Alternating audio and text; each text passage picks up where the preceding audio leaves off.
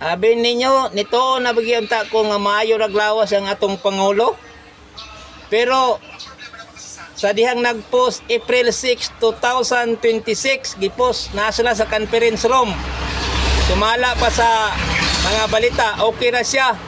Pero pagtanaw nako sa maong post, ato man dito ang naong ni Juan Ponce Enrile. Dugay naman natigbak si Juan Ponce Enrile. Naunsa na ba, naloko na ba na ni trabaho? Kanang mag-post mo, tinuod man og dili, kuwasan niyo ng mga patay. Naunsa inyo, nadaot lagi dinuon mo kay nagpagawas mo og post. Abi ninyo maloko ninyo ang mga Pilipino.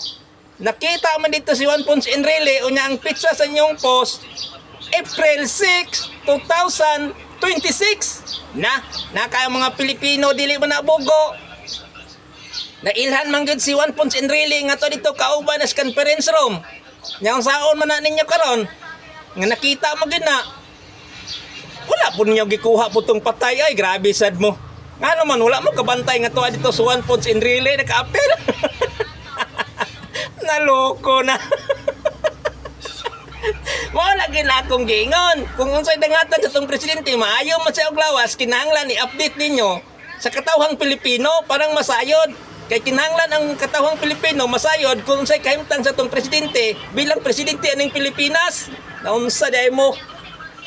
Tanawa karon nga booking na hinuon mo. Kay wa man ninyo nabantay nga nabuhi si Juan Ponce Enrile. Naloko na. Magbantay po nang post ana. Pagbantay po mo. Kaya ang mga tao biya dili biya bugok. Ang mga Pinoy dili bugok. Labi na karon nga init kayong isyo. Na, gamay sipyat. Dagan kayong marites. Sa sunod mag-edit mo. Tarungal gid ninyo nga dili mapil ang mga patay. Okay?